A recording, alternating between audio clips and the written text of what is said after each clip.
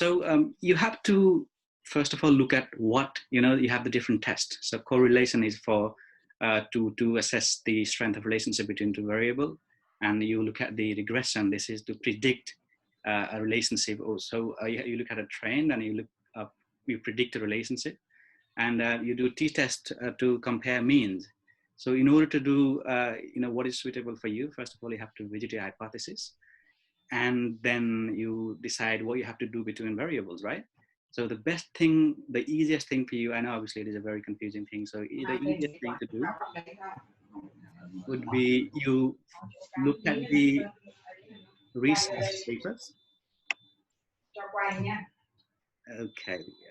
So you look at the research paper that are similar to yours and see what they have done, and then try to follow it very closely. One more joining in. Okay. Hi, Raviel. How are you? Okay.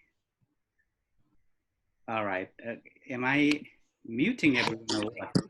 Let me unmute everyone so we can, keep on talking. There is no one needs to be muted. Please keep your microphone, cameras on so we can see, we can talk. It's more just like a friendly conversation. It's like nothing, any informal or anything, right? Just a very, very, very friendly conversation. And you can interrupt me anytime. I'm really okay with that. Ask me questions, any confusion, just ask me, just interrupt me. Absolutely fine with that. So let's keep it very informal. Right. Can I send you the data and then the detail of the research later, so you can have a more detailed look into that? Yeah. Well, I think my understanding is if you do the literature review properly, right, by the time you go to the data collection phase, more or less you should be aware of what kind of test you'll be doing. Because when you do literature review, you don't only review the findings, but you also review the methods, right? You review what kind of method they use, what was their sample size, what was the test they used, and what was the weakness and strength of the test they used. So you review all the things, and you can gradually synthesize what kind of test is suitable for you. So it is, my personal suggestion would be you revisit these journal articles that are very similar to yours, and you see what kind of test they have done. And that gives so also when you write a thesis, when you report, you have to justify why you use certain test. So justification can be based on the assumption of the test, as well as previous studies done and what kind of test, similar study they use. So justification could be, so one person who did a study in the similar topic, they use this test.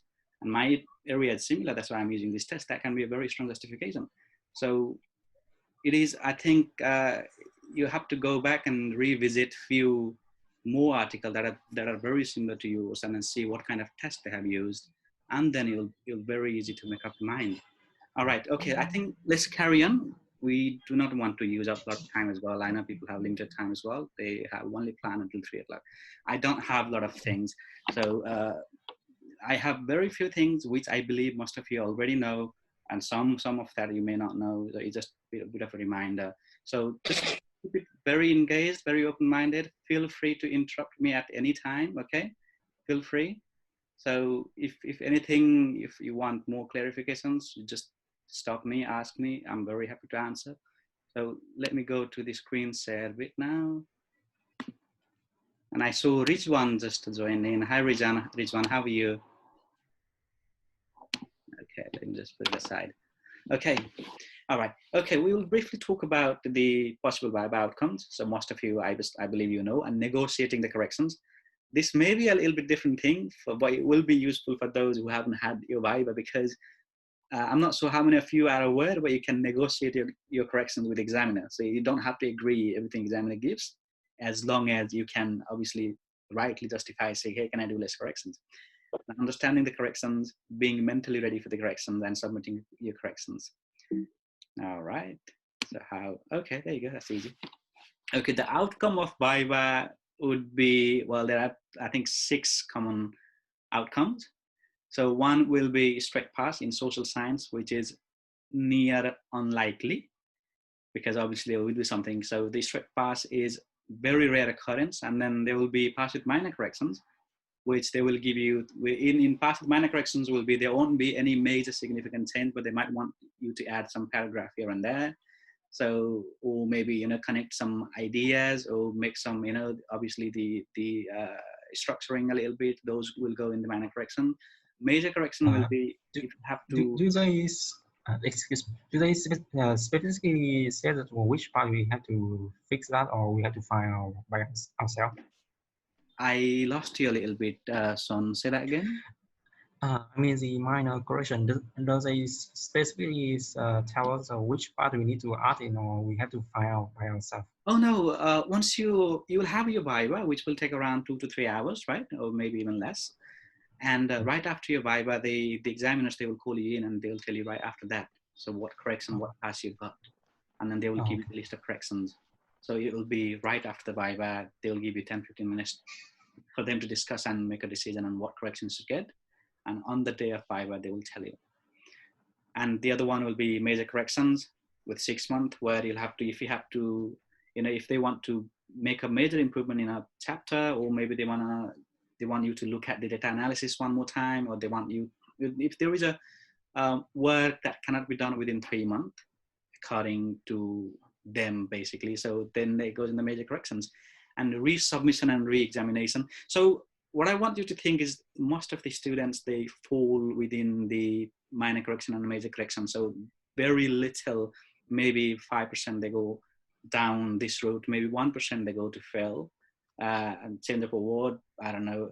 It may be not. Oh no, it does. In UWS, I think they give you masters, I think, if they think the thesis is not at the doctoral standard. No master, sorry. Let me rectify. Yeah. Level 7 diploma is no Oh master. wow, postgraduate It's diploma. just level.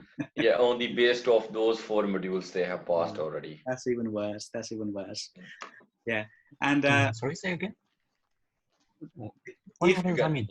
You can explain, Dependra. I'm sorry to interrupt you. No, it's all right. It's Rezvan. Thank you for making me correct. So if they think, if the examiner think the thesis is not at the doctoral standard, and if they think you are not capable of completing a thesis, then they will give you a postgraduate diploma.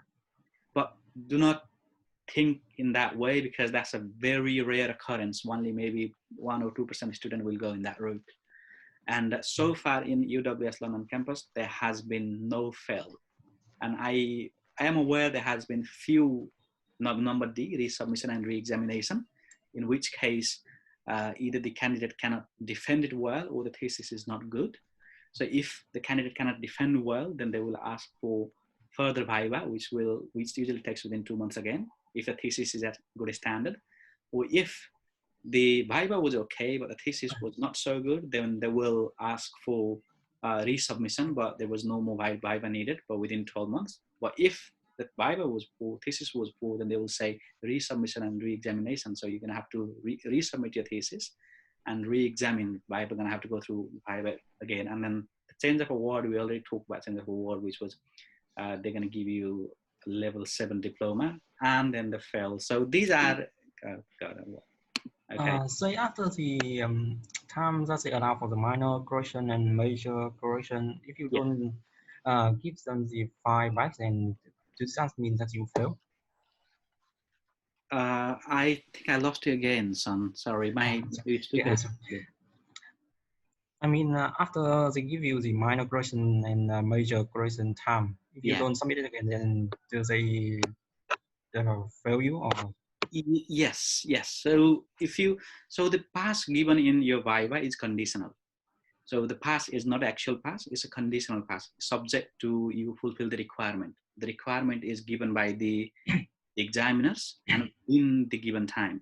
So if you do not submit within the given time, you fail. If you submit within the given time, but if you do not meet the requirement, then the examiner will ask you for 1 more corrections. So you're going to say, okay, you've met these, you haven't met these. But in the second time as well, you still do not meet the criteria, then you'll fail. So just having a Viva, getting a pass doesn't mean you have 100% passed.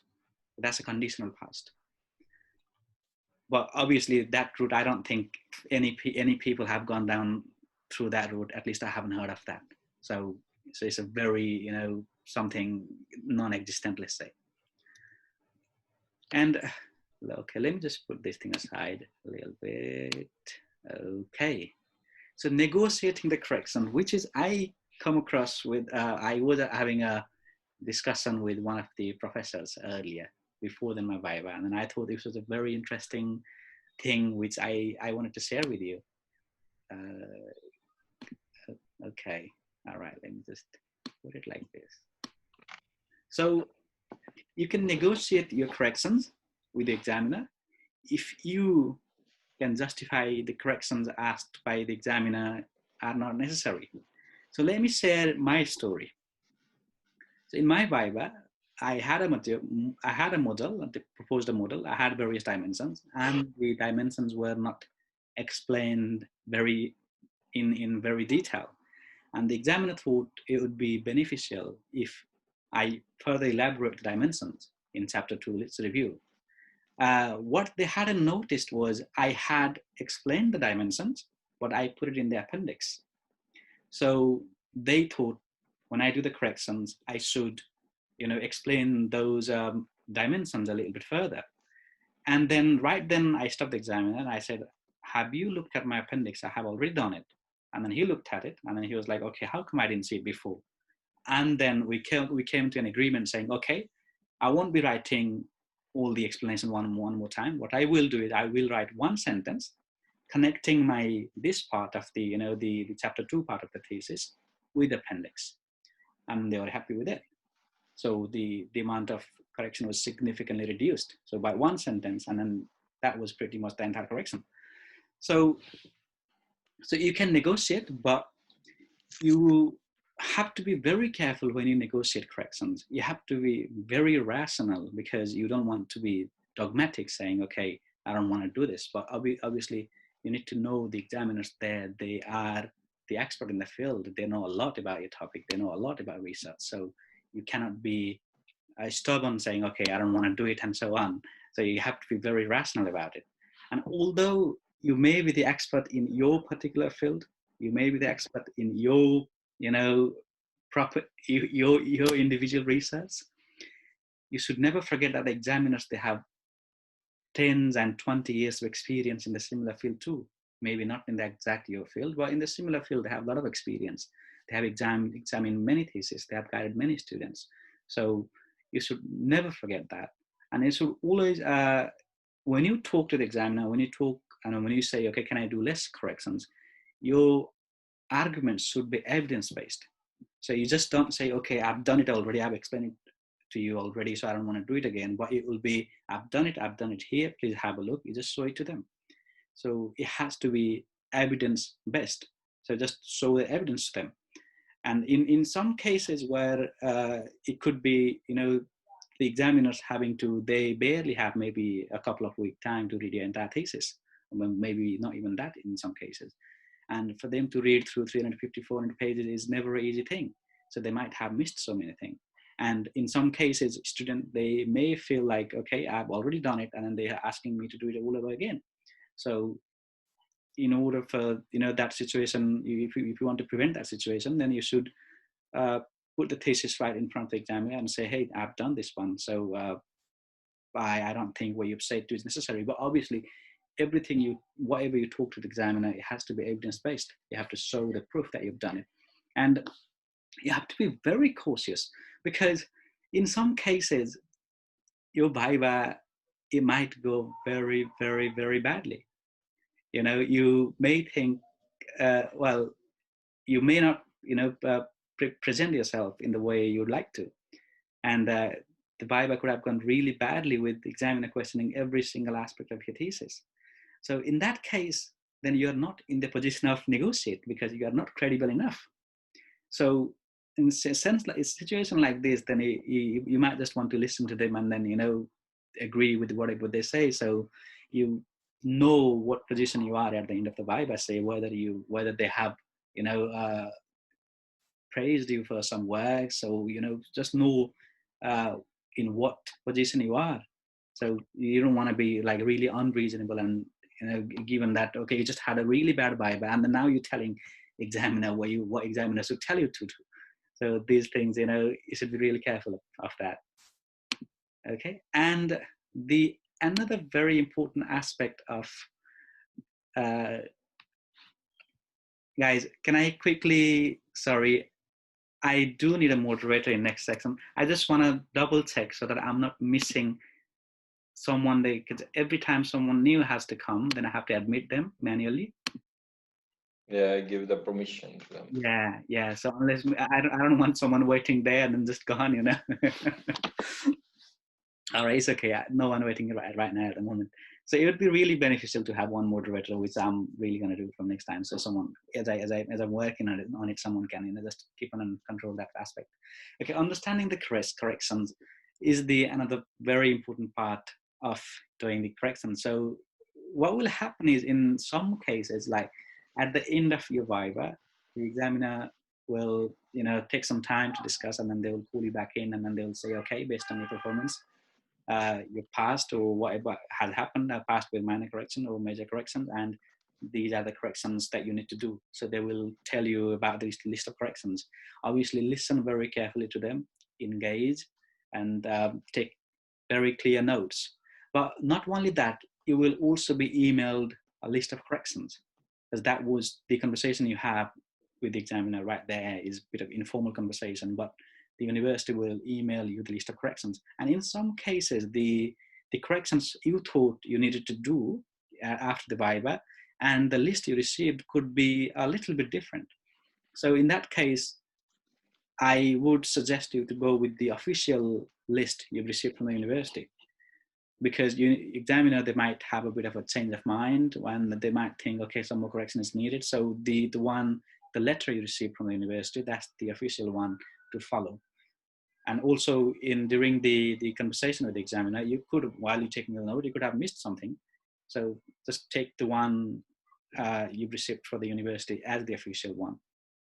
And before you work on the corrections, take some time. Well, I myself, I would suggest after you have Viva, take a week break, 1-2 week break, relax, you know, trying to digest all these things. Because all the thesis, I know all of you know, once you work on a thesis for 2, 3, 4 years, and then you're tired, and then you just want to get over with it, right? And then you've just had a Viva, you thought everything was over, and then you come back saying, wow, you're going to have to do more corrections, more writing. So it could be really, really frustrating. So I've had friends coming and telling me, say, oh, Deep, I'm so fed up of it. I can't just, you know, I just want to get on the correction, submit, and get over with it. So you come to a stage where you're really, really fed up.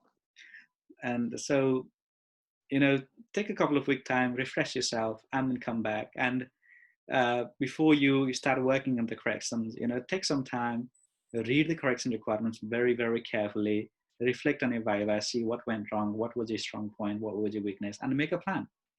And when you start working, my personal suggestion would be, do not start from the hard bit. You're starting to work on the correction, start from the easy bit, you know, the one easily you can fix, and then gradually move on to the hard bit, so that you won't be stuck, or like you won't be frustrated, or like, you know, you sometimes you just get overwhelmed by so many work that you have to do. And also, you should very carefully understand that, just like I elaborated earlier already. So if you do not meet you do not fully meet the criteria of the examiners, the you know, the requirements examiner have given to you, then there is no other way really for you to, you know, get through that. So that's the only option, is to meet the criteria by the examiners. Okay, let's go further. Okay. Yeah. All right. Let's just go to the being mentally ready for the corrections. So obviously, like I talked earlier, it is really, really, really hard, you know, the mentally getting yourself prepared for extra writing, extra work is a bit of a hard thing. So it is tough. But what you have to realize is that's the only way. There is no other way than working and meeting the requirements of the examiners. So they are the boss. So whether you agree with whatever they've told you, you know, they say, okay, you're going to have to do these corrections, whether you agree or not, whatever they say is the final. They are the boss. So you have no other option but to complete the requirements asked by the examiners. So what you think, what you feel, what your supervisor thinks, what your supervisor feels, it doesn't really matter once you've gone through the Viva. All what matters is what the examiner thinks. And your pass will only be approved once the supervisor approves that the student has done the corrections he or she had asked. Let me take this thing up. Okay. And always do not go against the view of the examiners. I know in some cases some students think, okay, I did a very good work, but the examiner, he just kind of didn't respect my effort or so on. So it doesn't really work, because this is an examination. This is not like you're not sending your journal article to be peer reviewed or anything. This is an examination. So that is the examiners at the gate. So, and they are there to ensure the quality of your thesis, to ensure that because their name gonna be there as well on your thesis. So they are your examiners. So they have to do they have to ensure the quality. That's why they are being really strict at sometimes. So they always respect their views, always respect their opinions, whether you agree or not. They are not wrong. They have their reasons. So you make a plan to understand, manage, and mitigate their concerns. So how you can address them, appropriately. And if you find yourself disagreeing, it's all about getting psychologically ready, so that you have, a state where you are basically prepared to tackle the correction. So if you think in some cases, obviously you've read many journal articles, you've done a lot of work, 3-4 years of your time you've wasted, and then you feel like, okay, I was maybe I'm right, the examiner is wrong, and so on. So I don't think focusing on that point would really help. So I really suggest you, if something is, if you have disagreement, then the problem might be you, not the examiners, because they have the experience. So we really have to take this approach. And it's the highest degree of university. So, and there is obviously going to be strict criteria. So no one really cares how you feel. No one really cares you're having to suffer. No one really cares whether you're going to fail. Or no one really cares you spend 4 or 5 years of your time. But they have to ensure the standards. So do not mourn. Just get on to work and just trying to meet the requirement. So that's one of the ways, one of the attitude you can have, so that you can fight for the struggle, the challenges.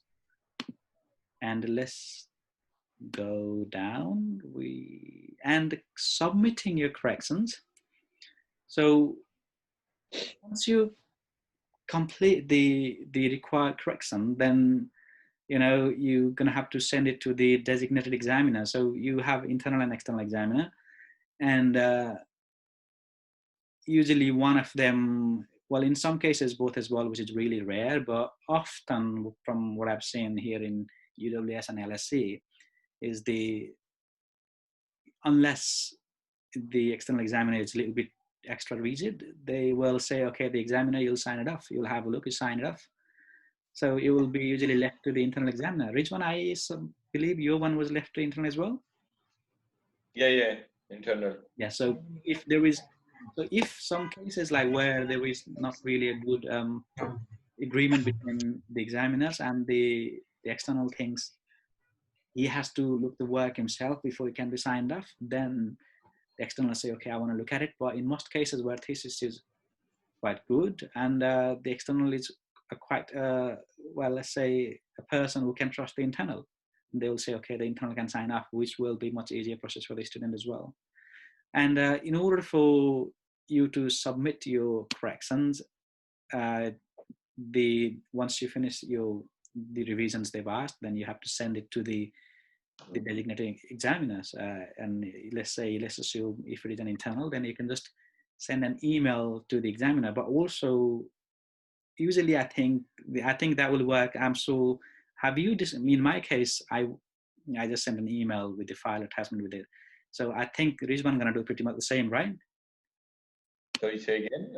I didn't get it. Sorry. The email, I think you're going to email your thesis after you correct it. Yes, I'm going to be emailed my thesis after amendments to the internal examiner. Yeah. So once it's approved from him, then I can submit to the Final university. PGR. Yeah, that's right. So yeah, so usually email does, but when you have your Viva at the end of the Viva, just ask to the examiner, say, how do you want me to send the thesis? Is email going to be okay? So in the current situation, definitely going to be email. So yeah, there is no other option. Emails and with the table of changes, so we need to submit. Yes. We're coming to that in a bit. And so do you need to submit it to the university? Once you finish your corrections, then you submit it to the designated examiner, and once the examiner approves it, then you send the very final copy to the university. Through the student portal? No. You've done your Turnitin thing already before your Viva. So after your Viva, you don't really have to deal with Turnitin. So it's all about doing the corrections examiner has asked and then submitting to the university once the thesis is approved by the designated examiner. And also, it's always nice to, obviously, many people in academia, guys, everyone knows the money in academia is very less if you compare to the corporate world. And the examiners and all these people, they don't just work for money, but they work for some sort of appreciation. They want to make some difference, and these things matter to them. So during the process of Viva, you've learned so many things from examiners. They have guided you so many things. So just show some appreciation.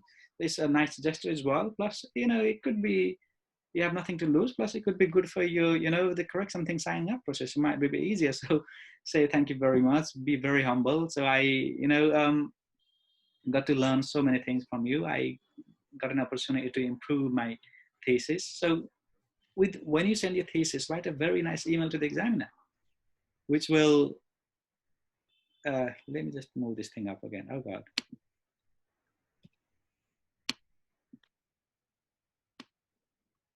Okay.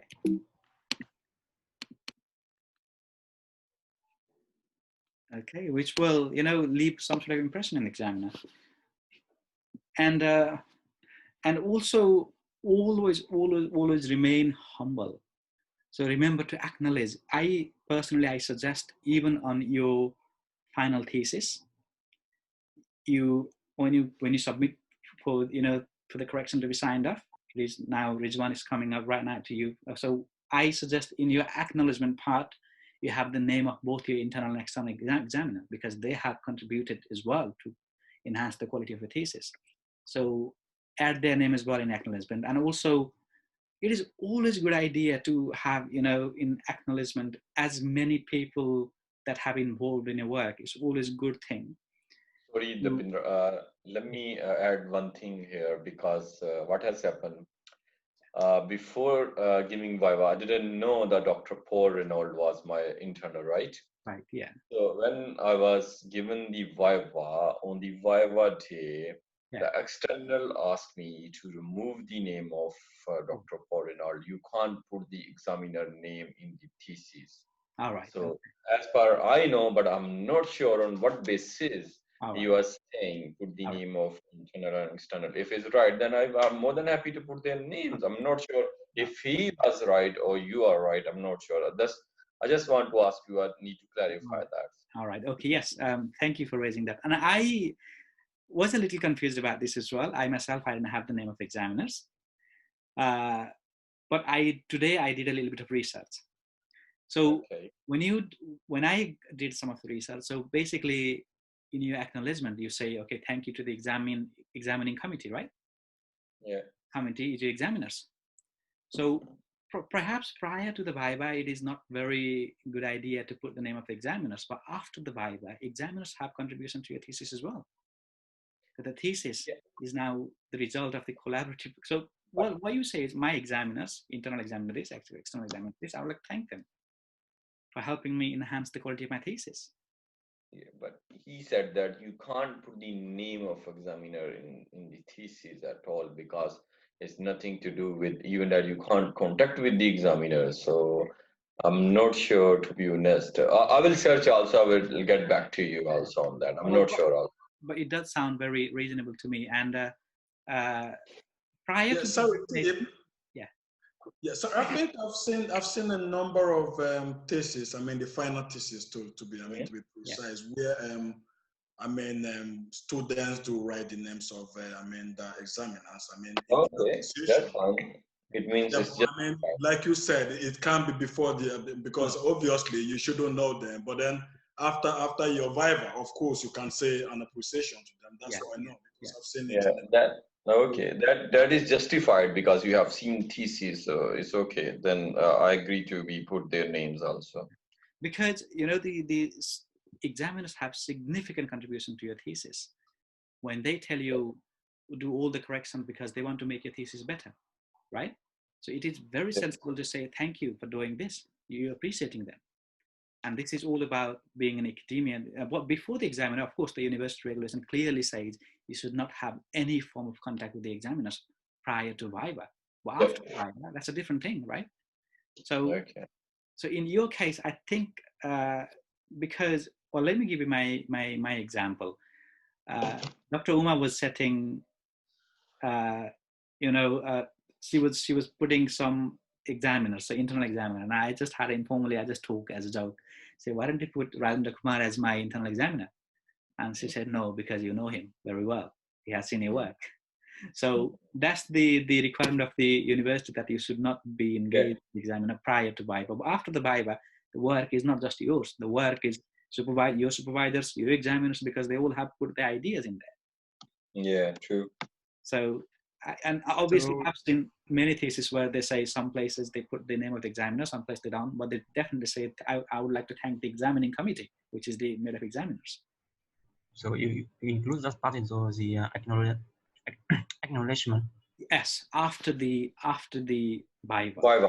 Yeah, after the Viva, not before the Viva, because you would know, or you might know, but you have to pretend you don't know.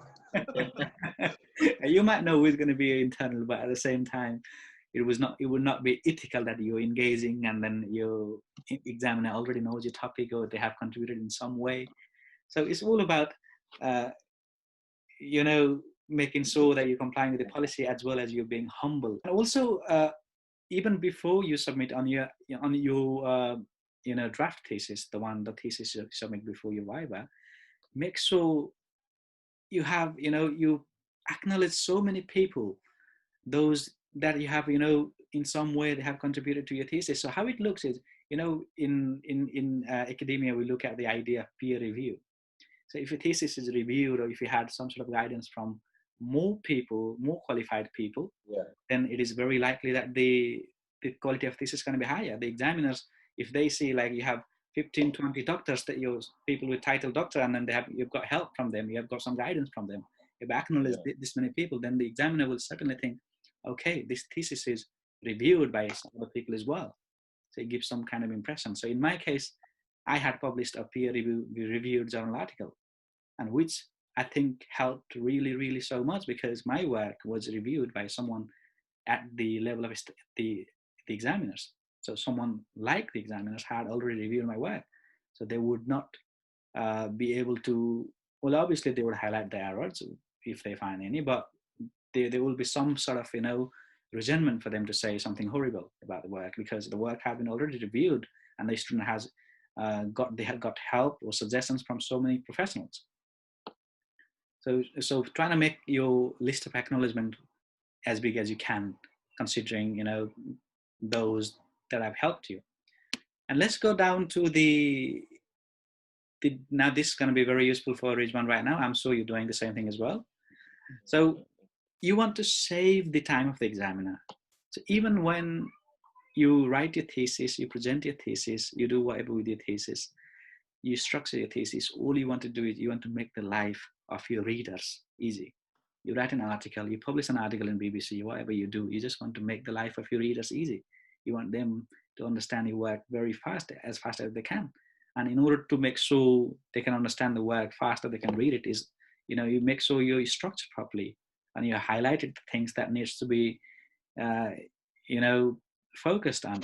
So after your Viva, after you've done your corrections, I really recommend you to highlight any changes that you've made in different color. Let's say I've just put a bit of a, this was my corrections. So this is how I did it. Took a screenshot, I put it here. So, sorry. So whatever further you add, whatever change you've made, is highlight with a different color. And just let the examiner know. So anything that is not highlighted was they have seen already. So they don't need to go back and then read it everything all over again. And then if they can see all the new changes in a different color, and then the other things, presumably they've already read. So the correction, the time taken to approve the correction is going to be very short. So I have a student reaching out to me recently and saying, it's been 3 weeks since I submitted my correction and I haven't heard nothing. It's maybe because it wasn't highlighted properly. The examiner had to reread everything and they have a limited time. So whatever correction you do, highlight in a different color, just like this you see here. So just highlight in a different color. You're going to be very fast for them to go through your corrections, see what changes you've made, and then see whether you match the criteria and just sign off straight away. And second thing when submitting your corrections is you make a table of corrections. So are you planning something like this, Rizwan? Yeah. All right. I have done some of the things. Right. Okay. It's ideally they will put the corrections examiner, they put number 1, number 2, number 3, number 4, right? Different numbers of corrections they give. And just so that you can make it very easy for them to see, very easy to track, and then see what the work you've done. Just make a table like this. Say that the correction required. Just type in the exact wording examiner said. This was the correction you asked, and briefly summarize what correction you made, and then say where they can see it. They can see in this page. So just keep on following. If you've got 10 corrections to do, 10 of them. So if you've got 20 to do, 20 of them. Just briefly summarize. Examiner can go through the correction table, and then they can pretty much know that you've done the correction. They don't have to go through the entire thesis, go through the correction they've given, and then track and all this thing. You save a lot of time of theirs, and eventually your approval becomes faster. And well, eventually they're going to appreciate you for what you've done. It's possibly not asking you for one more correction. And that's all. Oh, sorry, Deep. Yes. Yeah, sorry to take you back. So where in the thesis is that going to come from? I mean, the table of corrections. When I'm sorry, I didn't get it quite clearly. Where in the thesis is the table of corrections going to come from? Oh, no, it won't be the thesis. So what you do is you have your thesis, right? You have your revised thesis. Revised thesis has, let's say, like I showed to you, you're going to have different colors. So the normal thesis with different coloring inside, with coloring highlighting the changes you've made, and you have a different sheet of paper. And in different sheet of paper, what you do is you just make the table like that, and then you put the list of corrections, and then you send them together to the examiner. But once the examiner signs off, and you're going to have to email the thesis to university, but then you must remember to discolor all the coloring you've made, just put it back to the normal color, and then submit to the university. Right, okay. Because the examiner is not going to send your thesis to university, you're going to have to send it to the university. And then you must remember to take the colors out. The color was just added so that the examiner can read it quickly. Okay. Or you make a different sheet of paper where, obviously you have all the required corrections and the corrections you've made, and the location of the corrections. So which is just for the examiner, it's not for the university or anything. Right, so is that going to come in hard copy, you mean? The hard copy? Oh, it doesn't matter, yeah. No, you need to be submit in soft and hard both, but not correction later on. You need to be submit these correction, table of correction to these your designated examiner in soft copies form. Just an email, just make a Word file and then you make a table, right? And just put it in there. So I don't think you need to submit a hard copy, Rizwan, do we? I don't think so after the Viva. No. I'm not sure if he's asking about table of changes or if he's asking about thesis. No, he's asking about table of changes. He said whether it should. You don't need to be submit in hard copy. You just need to be send email to your designated examiner. That's it. Yeah, it's all about making it easy for the examiner to track your changes. so they can see what changes you've made without having to go through everything all over again. There are two copies. One copy is in the Microsoft Word with the highlighted changes, either in yellow or red, as the Pindra shows that. And other is a PDF copy without changes, because that need to be sent to the PGR once is approved from the internal or external examiner. Yes, once the examiner says it's okay, then you take all the coloring out and then just make a PDF and send it to the PGR or to the university, and that's all. So okay. Now let's have a bit of a talk. So if there is anything you want to talk, so it was a very small conversation. It was a presentation. So yes, is there? If in the mock Viva it can be in direct contact, is this also similar to this? Mock Viva? Well, no, I mean the main Viva. Yeah. The Viva defense, it is done by online, and it is the same as this kind of meeting. Oh, if they are going to do online, then Rizwan just had an online Viva, didn't you, Rizwan? Yes, I have done this online because they have sent me. He was asking, he's like, you are delivering this lecture. He was asking, it will be like that. It can be like that, but it's depend because that day Zoom was not working and link was expired. Then they send me the links from WebEx. So they can send you the links from that links. You can log in and you can face-to-face. It's a similar thing. Either you go to the university or face-to-face. And if you sitting down anywhere, so still we are face-to-face, isn't it? But I haven't turned on my camera. But it depends when your Viva will come. If this pandemic is not anymore, then it will be face-to-face in the university, not anymore online. Yeah, yeah. Well, I think if you have the online one, if used like someone who has a bit of a, obviously you're going to have a lot of anxiety, aren't you? This is 3 or 4 years of your work into one examination. You're going to be very scared. But I know, but because of this pandemic, we cannot go to the school, isn't it? Yeah, yeah. But I think, I don't know, Rizwan, how did you find having online? Yeah, it was, I must say, it should be face-to-face. That will be better. You are more confident, Yeah. But I know.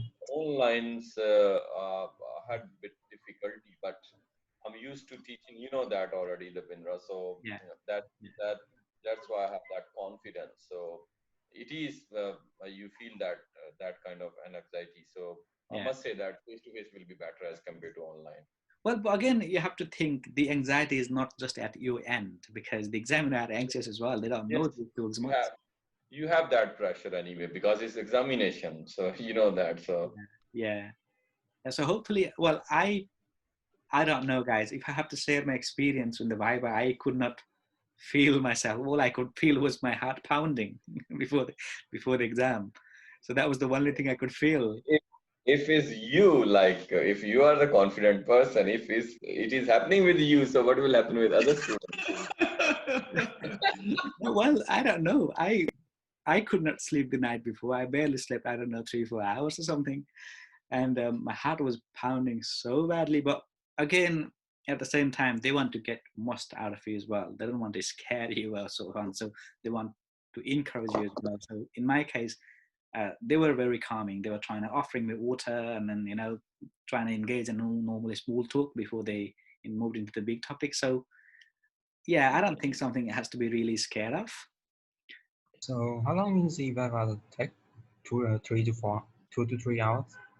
It depends. I think it depends on the examiner as well, or depends on the work you have. So I've had a friend who said the Viva took over 3 hours, and I also had someone whose Viva was done in an hour. So my one took around, I think, 1 hour 15 minutes. My one taken around 2.5. 2.5. So yeah. So it really depends on the examiner. Depends on how many questions you have, how long preparation they have done. And also, let's say if you're doing through video, then you might have to repeat yourself many times because they won't understand Twitter connection or something, right?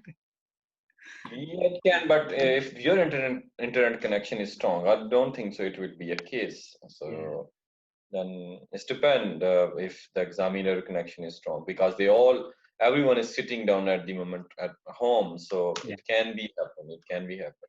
Yeah, absolutely. Yeah. Is there any more questions? Wow, Rizwan been helping me so much today. I have some question, but I need one-to-one because my one is more in detail. Dipendra, what do you think that? Because I just want to discuss only with you. We will do one-to-one right after now.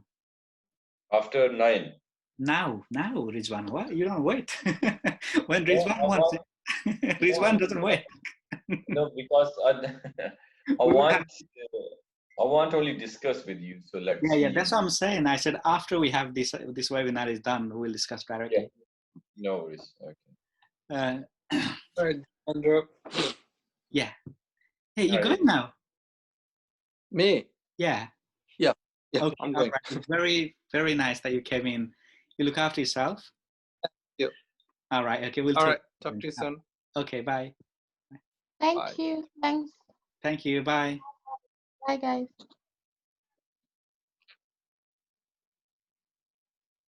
And that's all. I think. Any of you got any more questions left? Son. Yeah. Yes. Go on. So, can you name? Can you tell us some of the questions that the examiner may ask us? In the Viva? Yeah, in the Viva. Okay, we will do a webinar on Viva, precisely on focusing on the Viva, what kind of question they ask. So I think that would be, well, you are on the Facebook group, aren't you? Sorry? You are on the Facebook group, are you? Yes, I am. You are. Yes, I'm on there. Yeah, we'll definitely do that on that. So, but it wouldn't be more about Son. It wouldn't be that worrying or anything scary because it's more like the work you've done. Basically, your thesis is the reporting of your work, isn't it? You're just reporting what you've done. Your research is your main work, and your thesis is the report of your work. And they just talk about the process. How did you do? And then and mainly it's all about the key work in the area, key people in the area, your aim, your methods, and your contribution. Then all these things. It's really, so I did a webinar on, I think Joseph was there. So we had a webinar on preparing for the Viva, right? Overcoming the fear of Viva. Yeah. And we had around, I think, 35, 40 people in LSC, 30 people in UWS. So, which was a very, a quite successful session. So I want to do a webinar on that as well, so that it will be a bit of a refreshing as well for so many people and will be helpful for those who have missed. So we will definitely do a session, and I don't have to do any preparations because I've got all the slides. So, it saves my time, because the main thing about all these webinars is all about preparing the slides, isn't it? Once you're done, once you have the slide, then it's all about me talking a little bit. So we will do a session on that, Son, and definitely please join us. And we will discuss in detail. And obviously, as you said, you are in the process of analyzing your data and so on. I hope to do a data analysis session very soon. So we could briefly talk about, what kind of test has to be done, what are the available tests out there, so which could be suitable for your data and so on. I hope you can benefit from that as well. Thanks, Son. And anyway, we will definitely do some sessions on SPSS and also as well as on the Viva preparation soon. And also, guys, I'm telling, Rizwan is here as well. I think it would be beneficial. So what I'm thinking is, I really want some of you to publish. It's very important to publish. So I have contact with some editors as well of journals. And it is very important that you make your work as thesis is nothing. You're just going to go somewhere, you're going to sit there. No one ever going to read your thesis after the exam is done. But if a journal is out there, then there is some chance someone might read it ever. So I hope to have some series of webinars on writing journal articles. So how it will be is, let's say we're meeting every 2 weeks for the next 3-4 months. And for a week, we will designate certain tasks for you to do. So let's say we have a webinar, and then the first week will be stimulate your thinking and say, okay, now think in what topic you'll be doing. And once you have the topic, then will be the second 2 week will be writing the literature review. And then, so on and so forth. So I'm planning to conduct a seminar on webinars on writing journal articles. it would be really helpful for so many students, and especially before you go to Viva, if you have one journal, the impression is going to be entirely different. So, and obviously I'll communicate regarding that as well in the group. Okay. And Joseph, do you have any question? Not really, but I'm just wondering how I'm able to get in contact with you, because there was a time I needed some guide, you know, and. But you're on the group, aren't you? A Facebook group. Yes, I am. But I mean, I was just added a few weeks ago, you know. So before then, I mean, so am I able to contact you via the Facebook group then? Yes, that's right. I mean, guys, I really suggest you, if you have like some sort of confusion, because it's like this. I know a few things, but I don't know everything.